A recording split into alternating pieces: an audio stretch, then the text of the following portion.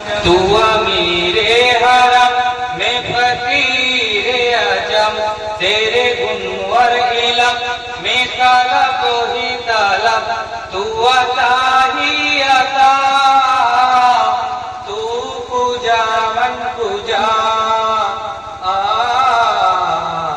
तू पूजा मन पूजा।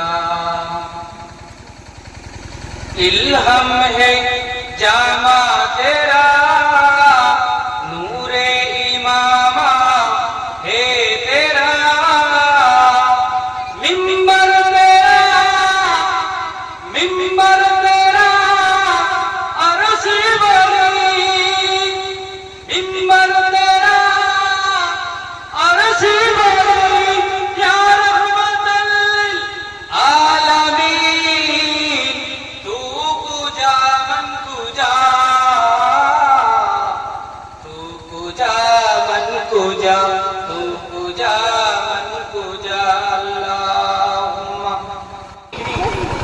লক্ষ্য করলে দেখা যায় দুনিয়ার বুকে এক শ্রেণীর মানুষ, এই মধুখালী চেটুয়া বাজারে চেটুয়া গ্রামের মধ্যে এক শ্রেণীর মানুষ রয়েছে যারা রাস্তাঘাটে ঘোরাফেরা করছে। ঠিক আছে তো রাস্তাঘাটে লোক?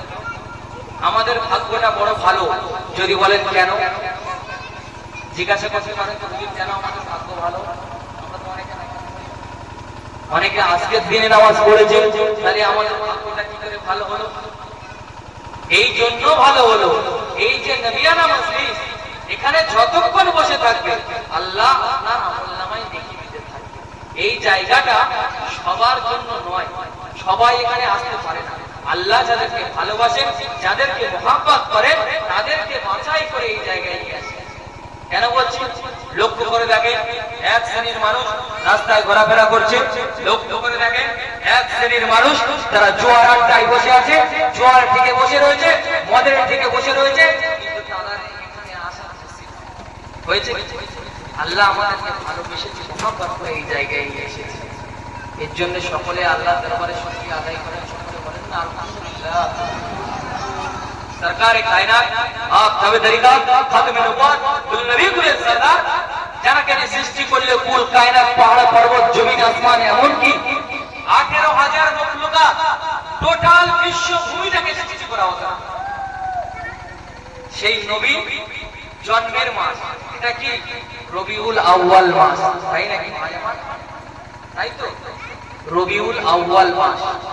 এই মাসে আমরা এমন একজন নবীকে পেয়েছি যে নবীকে পাওয়ার জন্য সমস্ত নবীরা পাগল ছিল, যে নবীকে পাওয়ার জন্য গোটা পৃথিবী কাঁদতে থাকে।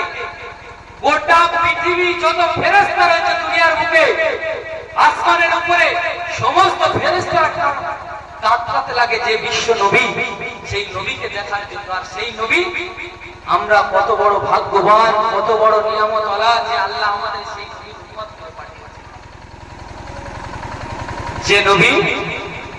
যে নবীকে না পাঠালে দিন দুনিয়া কিছু সৃষ্টি হতো না। মুসলমান ঘরের ছেলে মেয়েরা, এ নবী বাবাকের উম্মাত উম্মাতিরা, ও আমার বাজানেরা, ও আমার ভাইজানেরা, আলোচনা বোঝার চেষ্টা করবেন, খুব খেয়াল করে শুনবেন। আমার আল্লাহ তাআলা কোরআন শরীফ নাযিল করেছেন। কোরআনের এক একটা আয়াতকে আমার আল্লাহ তাআলা তার হাবিবের উপর নাযিল করেছেন। 30 পারা কোরআন আমার আল্লাহ নাযিল করেছেন, এক একটা আয়াত আমার হাবিবের প্রতি নাযিল করেছেন।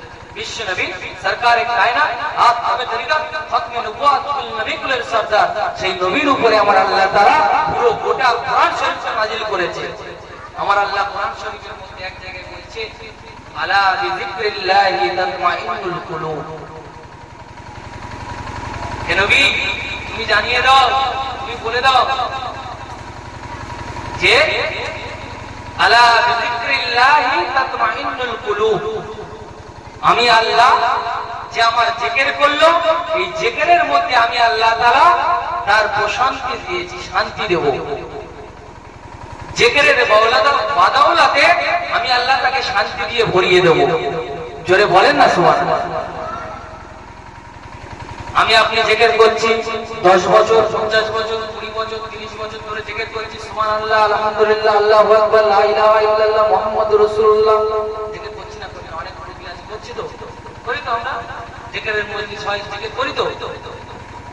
আমার আল্লাহ বলছে যে জিকির করলো আমি আল্লাহ তাআলা তার অন্তরে এই জিকিরের বাদাওলাতে শান্তি দিয়ে দেব, তার অন্তরে অশান্তি দূর করে দেব, পারিবারিক সমস্যাকে দূর করে দেব, সামাজিক সমস্যাকে দূর করে দেব, স্বামী স্ত্রীর মধ্যে যে অশান্তি তা দূর করে দেব, অর্থের যে সমস্যা, টাকা পয়সার যে সমস্যা, সেই সমস্ত সমস্যাগুলো দূর করে দেব। আমার আল্লাহর ওয়াদা।